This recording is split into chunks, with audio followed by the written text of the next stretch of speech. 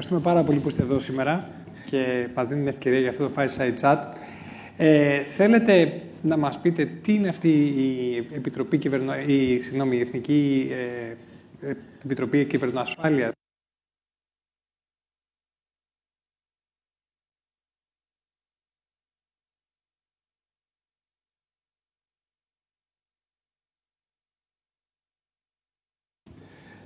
Αποτελεί διάδοχο της Γενικής Διεύθυνσης Κυβερνοασφάλειας του Υπουργείου Ψηφιακής Διακυβέρνησης, γιατί η Ευρωπαϊκή Ένωση θέλει να υπάρχει ένας φορέας με τον οποίο να συνεννοείται για την κυβερνοασφάλεια σε κάθε χώρα. Ο ρόλος μας είναι κυρίως ρυθμιστικός. Γράφουμε, εκδίδουμε τις οδηγίες, το νομικό πλαίσιο, τους κανονισμούς οι οποίοι διέπουν την κυβερνοασφάλεια στη χώρα. Φροντίζουμε για τη συμμόρφωση με αυτούς. Το τελευταίο. Τρέχουμε ή θα τρέχουμε κάποια στιγμή το μετα-σοκ της χώρας, δηλαδή το μετα-επιχειρησιακό κέντρο στο οποίο θα μαζεύεται η πληροφορία από όλα τα υπόλοιπα επιχειρησιακά κέντρα κυβερνοασφάλειας. Έχουμε ή θα πρέπει να έχουμε μονάδα απόκρισης σε περιστατικά για τους φορείς που δεν καλύπτονται από άλλες μονάδες απόκρισης. Οι άλλες δύο μονάδες απόκρισης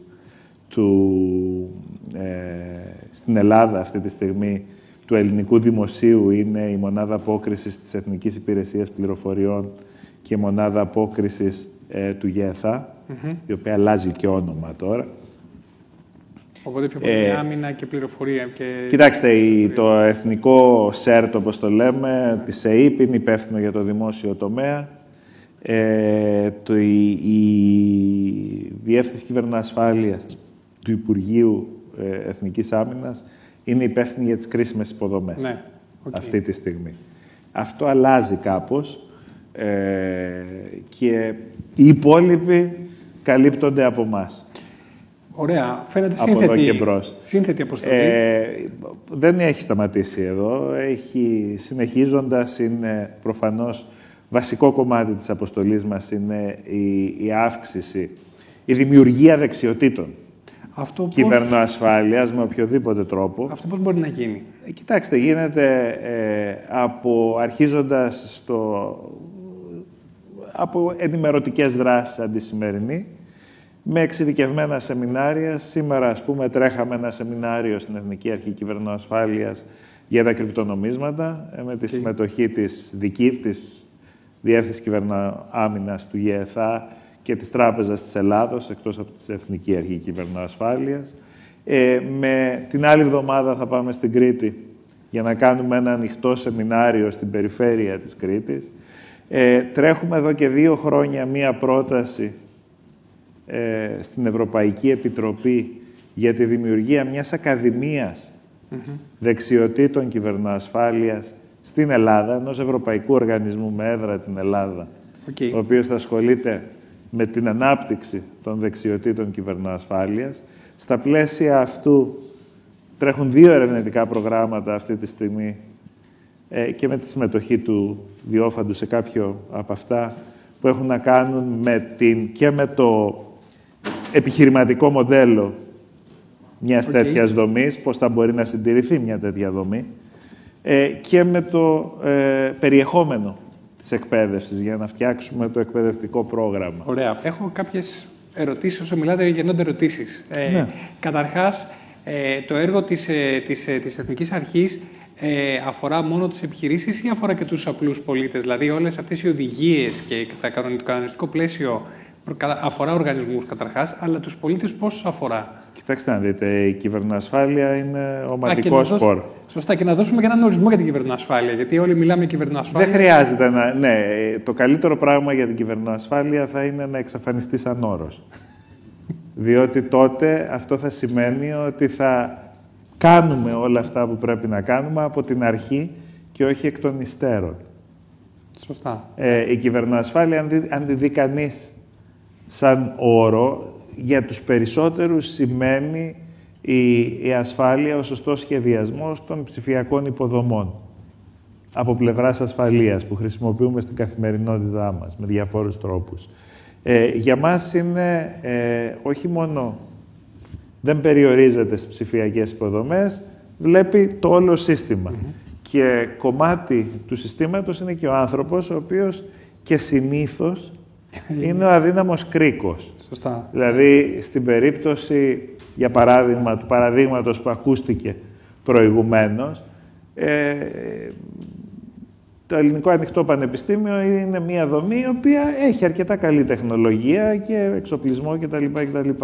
Παρ' όλα αυτά, ξέρετε, υπάρχει πάντα ένα ανθρώπινο λάθος εκεί και παρεμπιπτόντως, ξέρετε, λάθη δεν κάνουν μόνο οι πεθαμένοι. Οι ζωντανοί πάντα κάνουν λάθη. Ναι, σωστά. Επομένως, θα πρέπει να κοιτάμε και την πιθανότητα του λάθους και ένα μόνο λάθος να μην δημιουργεί. Ναι. Να μην έχει τόσο μεγάλες συνέπειες.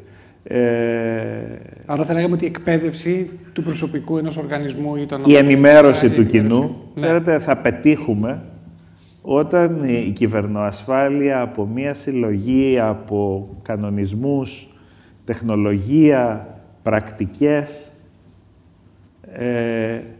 θα γίνει κουλτούρα. Ναι.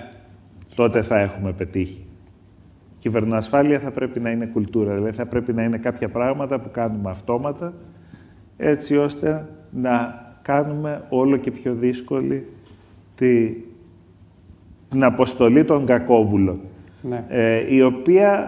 Οι οποίοι θα γίνονται όλο και περισσότεροι, καθώς όλο και περισσότερη δραστηριότητα περνάει στο ψηφιακό πεδίο. Και για να κάνουμε και ένα μικρό άλμα, να πάμε και στις τεχνολογίες της τεχνητής νοημοσύνης, οι οποίες δημιουργούν ακόμα, είναι ευλογία και κατάρα, θα μπορούσαμε. Είναι κατάρα αυτή τη στιγμή κυρίως. Ειδικά για μας είναι τελείως άχρηστη από την πλευρά της άμυνας. Δηλαδή, για τον απλούστατο λόγο ότι δεν έχουμε έτσι πολύ καλά οργανωμένα επιχειρησιακά κέντρα ασφάλειας, τα οποία να έχουν τεράστιους όγκους δεδομένων, στους οποίους η τεχνητή νοημοσύνη θα μπορεί να εξάγει συμπεράσματα.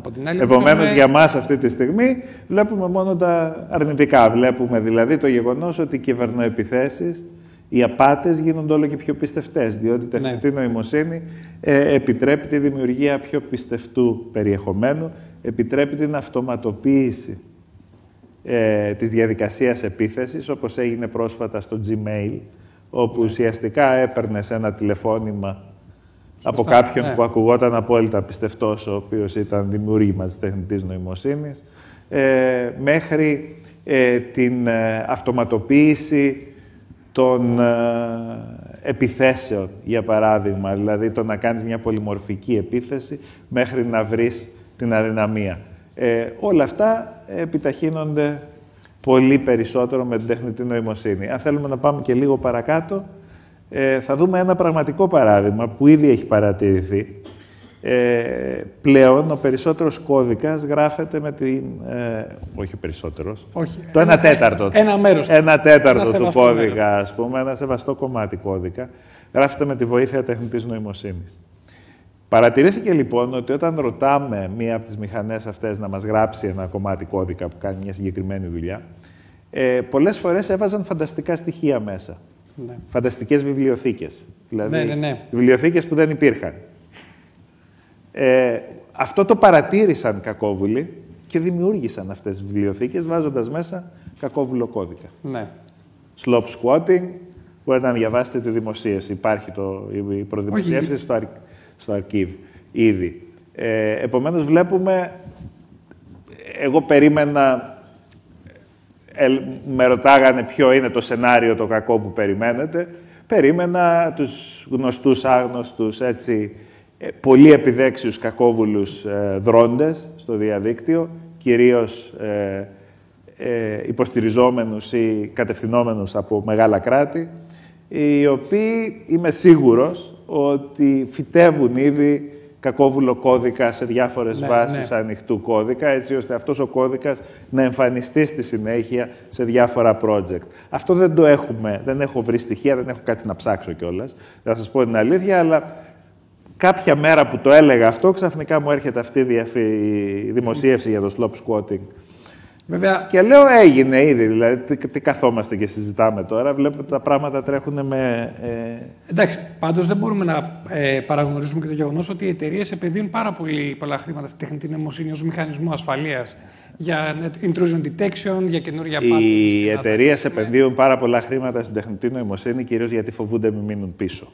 Όχι γιατί έχουν πολύ χρήσιμα πράγματα να κάνουν με την τεχνητή νοημοσύνη. Δηλαδή, αυτό που βλέπουμε με την τεχνητή νοημοσύνη έχει να κάνει κυρίως με το γεγονός ότι έχουν επενδυθεί πάρα πολλά χρήματα στην τεχνητή νοημοσύνη. Επομένως, κάποιοι περιμένουν ότι θα πρέπει να αρχίσουν να βγάζουν χρήματα από αυτήν. Αυτοί που βγάζουν χρήματα από αυτήν είναι η Nvidia κυρίως, αυτή τη στιγμή. Και όσοι σύμβουλοι επιχειρήσεων ασχολούνται με την τεχνητή νοημοσύνη κυρίως.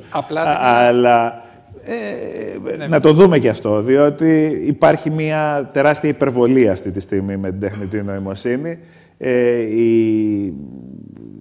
Οι μεγάλες τράπεζες και επενδυτικοί οργανισμοί πιστεύουν ότι η τεχνητή νοημοσύνη θα δημιουργήσει αυτή την αύξηση στην παραγωγικότητα, την οποία δεν μπόρεσαν να καρποθούν από την προηγούμενη, από την τρίτη βιομηχανική επανάσταση. Εγώ νομίζω ότι την καρποθήκαμε, αλλά την καρποθήκαμε σε προσωπικό επίπεδο, ναι. Το οποίο δεν μετράνε καθαρά οι οικονομέτρες.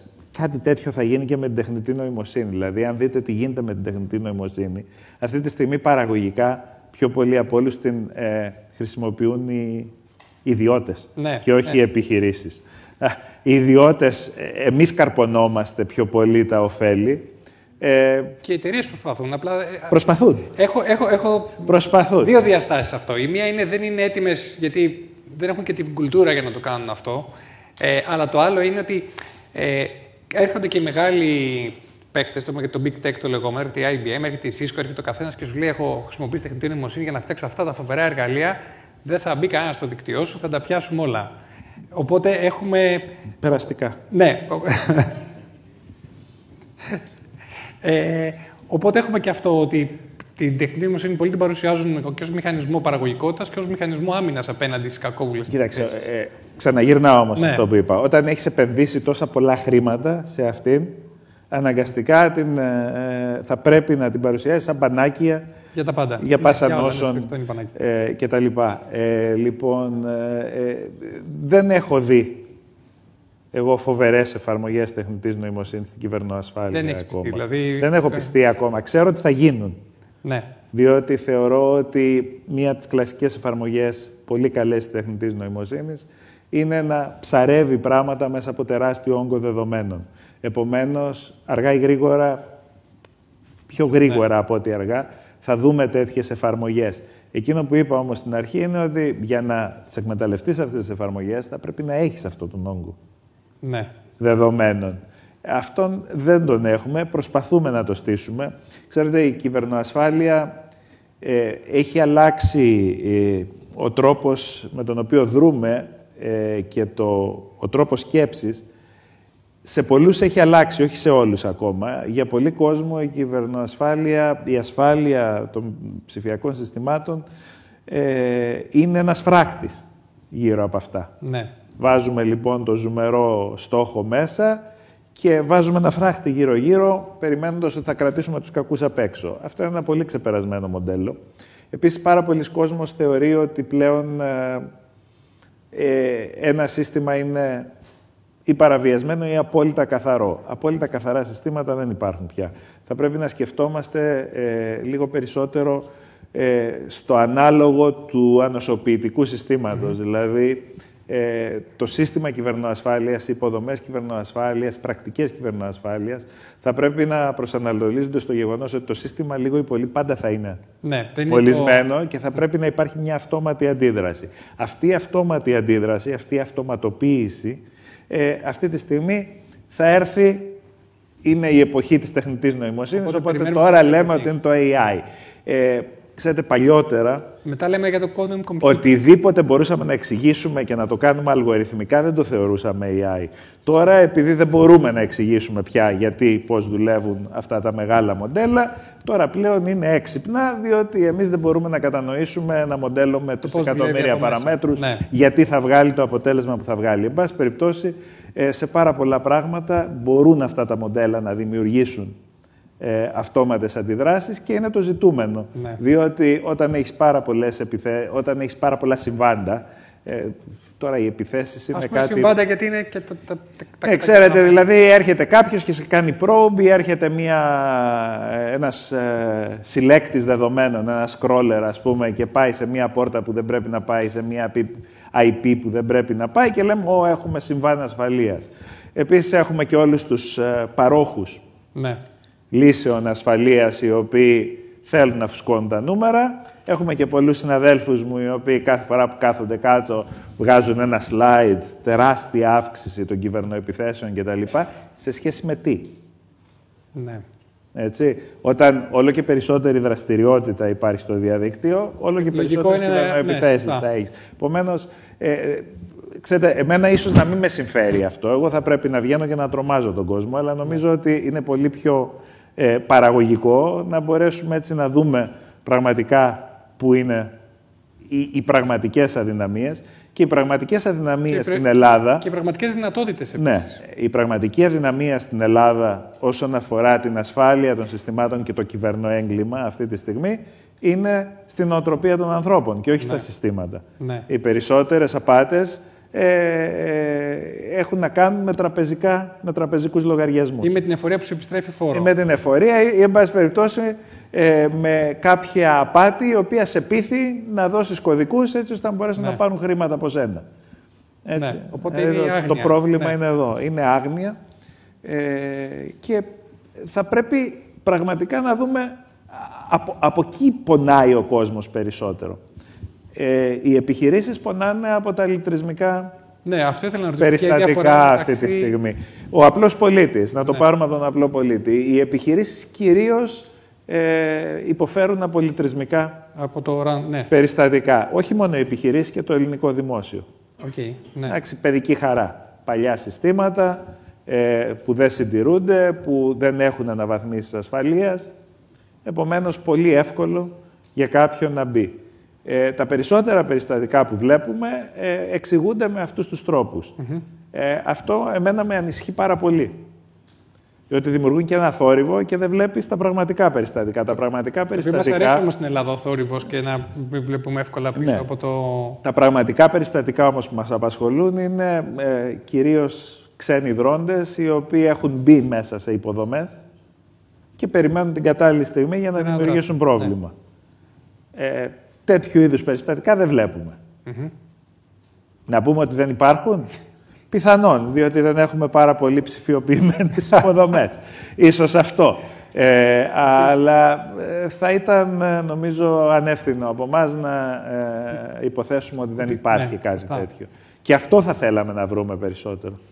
Τώρα, στην επιχείρηση, εγώ δεν θα πάω ούτε να αναβαθμίσω τα Windows, έτσι, ούτε θα εκπαιδεύσω, θα κάνω σεμινάρια για να πω, εντάξει, μην πατάτε αυτά τα Ναι, αλλά θα απαιτήσετε ως αρχή από την εταιρεία να δηλώσετε ένα συμβάν αν έχει. Βεβαίως.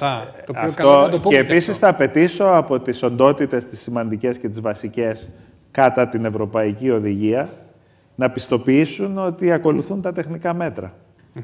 Ναι. Έτσι, αυτό θα το απαιτήσω.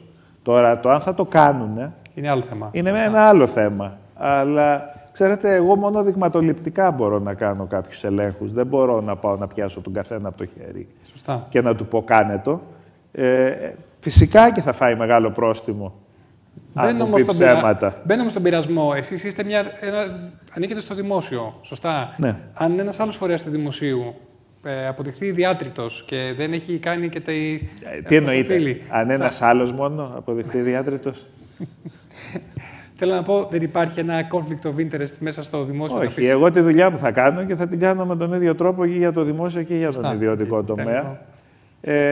Και θα δράσω κυρίως ως ανεξάρτητη αρχή στο συγκεκριμένο θέμα. Μπορείτε να δείτε διαφορές μεταξύ του ιδιωτικού και του δημόσιου τομέα στην ωριμότητα ως προς το πόσο έτοιμοι είναι για να αντιμετωπίσουν περιστατικά που αφορούν την κυβερνοασφάλειά τους οι φορείς του ιδιωτικού με του δημοσίου τομέα. Οι μεγάλες επιχειρήσεις με τα ελληνικά μεγέθη είναι συνήθως σε καλύτερο σημείο ετοιμότητας, διότι είναι πιο οργανωμένες Κυρίως γιατί μπορούν να κρατήσουν προσωπικό. Ναι. Αυτό είναι το θέμα. Η μεγάλη παθογένεια στο ελληνικό δημόσιο είναι ότι δεν μπορεί να κρατήσει εξειδικευμένο προσωπικό. Έτσι κι αλλιώς, τα περισσότερα από τα συστήματα του ελληνικού δημοσίου αναπτύσσονται από ιδιωτικές εταιρείες και συντηρούνται από ιδιωτικές εταιρείες. Επομένως, θα με ρωτήσετε ποιο είναι το πρόβλημα. Έτσι. Οι ιδιώτες τα κάνουν. Το πρόβλημα είναι ότι δεν υπάρχει θεσμική μνήμη. Ναι. Και ένα από τα βασικά ζητούμενα στην κυβερνοασφάλεια είναι να ξέρεις ποια είναι η επιφάνεια στην οποία θα σου επιτεθεί κάποιος. Ναι. Αν ρωτήσεις τους περισσότερους υπαλλήλους του δημοσίου τι συστήματα χρησιμοποιεί και πού είναι αυτά τα συστήματα η υπηρεσία σας, δεν ξέρουν να σου απαντήσουν. Ναι. Έτσι. Επομένως, χωρίς να υπάρχει μια επιχειρησιακή συνέχεια, χωρίς να υπάρχει μια θεσμική μνήμη μέσα στον οργανισμό, δεν μπορείς να έχεις κυβερνοασφάλεια και δεν μπορείς να κάνεις και προμήθεια σωστά. Έτσι. Δηλαδή, κλειδώνεσαι, και το βλέπουμε αυτό στην Ελλάδα, κλειδώνεσαι σε έναν πάροχο, τον οποίο δεν μπορείς να αλλάξεις ποτέ. Ναι. Γιατί μόνο αυτός ο πάροχος ξέρει πώς λειτουργεί το σύστημα. Παραμέσα, ναι. Δεν υπάρχει θεσμική μνήμη μέσα στον οργανισμό.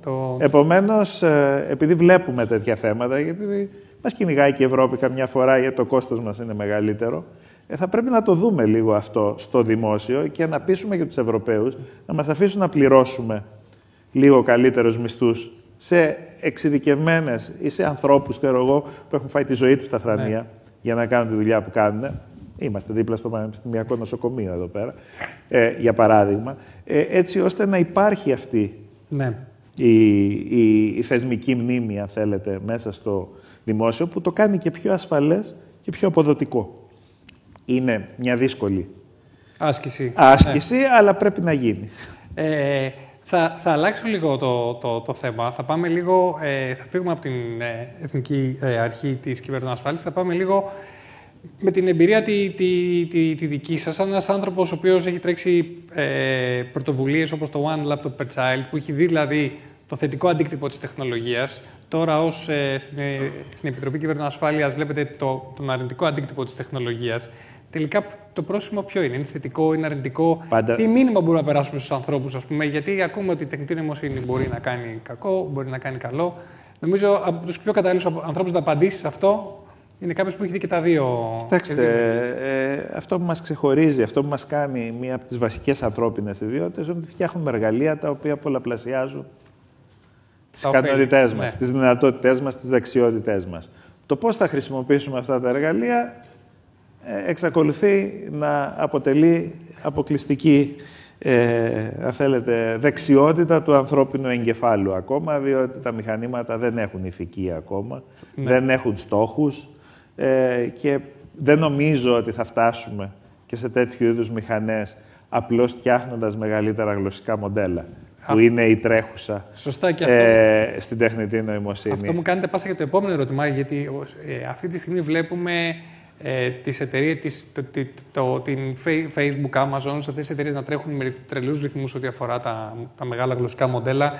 Παρατηρούμε ότι η κυβέρνηση Τραμπ, ας πούμε, θέλει να διασφαλίσει ότι δεν θα υπάρχει καμία νομοθεσία τα επόμενα 10 χρόνια σε πολιτιακό επίπεδο, για να μην όλα αυτά, να μην υπάρχει καμία νομοθεσία που να προστατεύει από τη δημιουργία, να είναι ηθικά, να είναι σωστά, ας πούμε, τεσταρισμένα, να τα ελέγξουμε. Αυτό πόσο πρέπει να μας ανησυχεί, ή θα τα καταφέρουν τελικά, ή θα μπορέσουμε να πετύχουμε κάποιους κανόνες ώστε να υπάρχει μια κοινή βάση στο πώς φτιάχνουν τα συστήματα και πώς προφυλάσσουν, ας πούμε, τους ανθρώπους.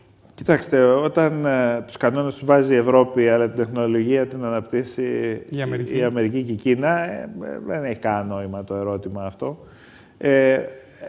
Ήλπιζα να έχει, αλλά ναι. Δεν έχει στη συγκεκριμένη φάση και το αποτέλεσμα το ξέρουμε. Ναι. Το τελικό, είμαι αισιόδοξος για το τελικό αποτέλεσμα. Δεν είμαι αισιόδοξος για το ενδιάμεσο. Έτσι. Και εκείνο που θα πρέπει η ιστορία μας διδάσκει, ότι σε όλες τις επαναστάσεις, οι οποίες κατέληξαν με θετικό πρόσημο, εφόσον υπήρξε μια σημαντική αντίδραση από την κοινωνία για να καταλήξουν με θετικό πρόσημο. Όλες οι βιομηχανικές επαναστάσεις αύξησαν τις ανισότητες στην αρχή. Σωστά. Δημιούργησαν πολύ μεγάλες περιουσίες για κάποιους λίγους. στην αρχή. Και μετά οι κοινωνίες απέτησαν αυτά τα ωφέλη να μοιραστούν πιο δίκαια. Με την τεχνητή νοημοσύνη νομίζω θα το δούμε πιο γρήγορα, αλλά προφανώς επειδή ζούμε σε ένα πολύ πιο διασυνδεδεμένο κόσμο, οι επιπτώσεις θα είναι πολύ μεγαλύτερες και θα απλωθούν πολύ περισσότερο. Ήδη, εκείνο που είναι ιδιαίτερα ελπιδοφόρο, είναι ήδη εταιρείες οι οποίες απέλυσαν κόσμο και τον αντικατέστησαν με τεχνητή νοημοσύνη, αρχίζουν και γυρνάνε ανάποδα, ξαναπαίρνουν πίσω, διότι βλέπουν ότι ο άνθρωπος με την τεχνητή νοημοσύνη έχει πολύ καλύτερα αποτελέσματα από τον άνθρωπο ή από την τεχνητή νοημοσύνη ξεχωριστά. Και το βλέπουμε αυτό ακόμα και σε ειδικότητες που λέγαμε ότι θα εξαφανιστούν. Για παράδειγμα, από απόσταση βοηθή στο τηλέφωνο, help desk, εξυπηρέτηση πελατών.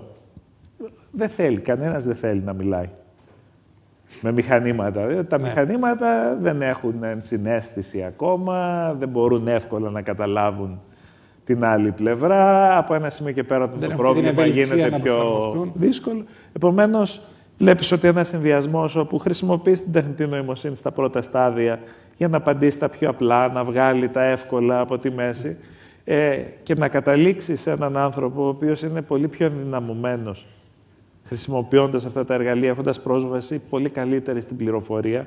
Αν για κάτι είναι αρκετά καλή η τεχνητή νοημοσύνη, είναι όταν τη χρησιμοποιείς σε συνδυασμό με τις μηχανές αναζήτησης. Ναι. Διότι εκεί μπορείς πραγματικά να περιορίσεις τις φαντασιώσεις, τα hallucinations που λέμε και τα λοιπά, και να πάρεις πολύ καλύτερες απαντήσεις από ό,τι θα έπαιρνες. Περισσότερος κόσμος δεν ξέρει να χρησιμοποιήσει το Google. Τις πολύ προηγμένες δυνατότητες. Έχει ένα σωρό keywords και τα λοιπά, τα οποία δεν μπορείς να θυμηθείς τώρα. Σωστά. Αλλά αν ήταν μια δεξιότητα που πρέπει να αναπτύξει ο άνθρωπος στο μέλλον για να μπορεί να εκμεταλλευτεί στο έπακρο την τεχνητή νοημοσύνη, αυτή ποια θα ήταν? Ή δύο, δεν ξέρω, αλλά ας πούμε η πιο βασική. Δεν υπάρχει. Νομίζω είναι ένα τρίπτυχο. Δημιουργικότητα, σίγουρα. Να βρει έξυπνους τρόπους να τη χρησιμοποιήσει. Επικοινωνιακότητα. Όπως είδατε, έλεγα για πολύ καιρό ότι στην εκπαίδευση πλέον, πριν βγουν τα LLMs, έλεγα ότι η παιδεία έχει έρθει πάνω κάτω, διότι παλιότερα πρέπει να ξέρεις την απάντηση. Ναι. Τώρα πλέον πρέπει να ξέρεις να κάνεις σωστά την ερώτηση. Ήρθαν και τα LLMs για να το επιβεβαιώσουν αυτό. Επομένως, η επικοινωνιακότητα είναι πολύ σημαντική και η ενσυναίσθηση. Ναι. Okay. Γενικότερα, για να εκμεταλλευτούμε την τεχνητή νοημοσύνη σωστά, χρειαζόμαστε και ένα update στο λογισμικό της κοινωνίας. Συνολικά. Και το λογισμικό της ανθρώπινης κοινωνίας λέγεται ανθρωπισμός. Ναι. Αυτό είναι συνολικά το... Okay. Χρειαζόμαστε δηλαδή θεσμούς οι οποίοι να είναι στιβαροί, να δουλεύουν και να είναι προσαρμοσμένοι στη σημερινή πραγματικότητα. Ωραία. Έχω μια τελευταία έτσι... Τώρα θα μιλήσω λίγο στο ελληνικό, το τελευταίο ένα λεπτό. Άφησες το Media Lab του MIT, που είναι ας πούμε πολύ γνωστό, τέλος πάντων, ας μην μιλήσουμε γι' αυτό, για να έρθεις στην Ελλάδα να στήσεις κάτι εκ του μηδενός. Η δική μου ερώτηση είναι γιατί το έκανες, ας πούμε, τι ήταν αυτό που σε... Αυτό με ρωτάνε όλοι. Ναι. Μάλιστα, ένας έτσι πρωτοκλασσάτος υπουργός της κυβέρνησης μου πρόσφερε και ψυχιατρική βοήθεια, επισήμως, όταν μας συστήσανε. Το έκανα γιατί θεωρώ ότι είμαι τυχερός που μπορώ στη ζωή μου να κάνω δύο διαφορετικά πράγματα, τελείως διαφορετικά πράγματα μεταξύ τους. Έκατσα 30 χρόνια, φέτος συμπληρώνω 30 χρόνια στο MIT, το καλύτερο πολυτεχνείο στον κόσμο, ναι. Πολύ τυχερός γι' αυτό, αλλά προλαβαίνω να κάνω και κάτι άλλο. Και αν κάτι έμαθα είναι ότι μεγαλώνοντας και όντας τυχερός, δεν είχα ποτέ έτσι προβλήματα υγείας κτλ.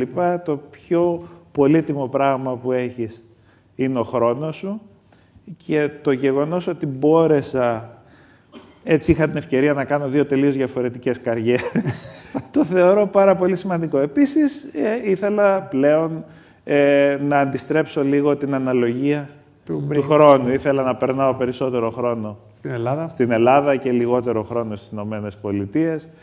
Το γεγονός ότι οι Ηνωμένες Πολιτείες περνάνε τη φάση που περνάνε ήταν μάλλον τυχερό για μένα. Ναι, ναι. Μιχάλη, κύριε Μπλέτσα, σας ευχαριστούμε πάρα πολύ. Και εγώ.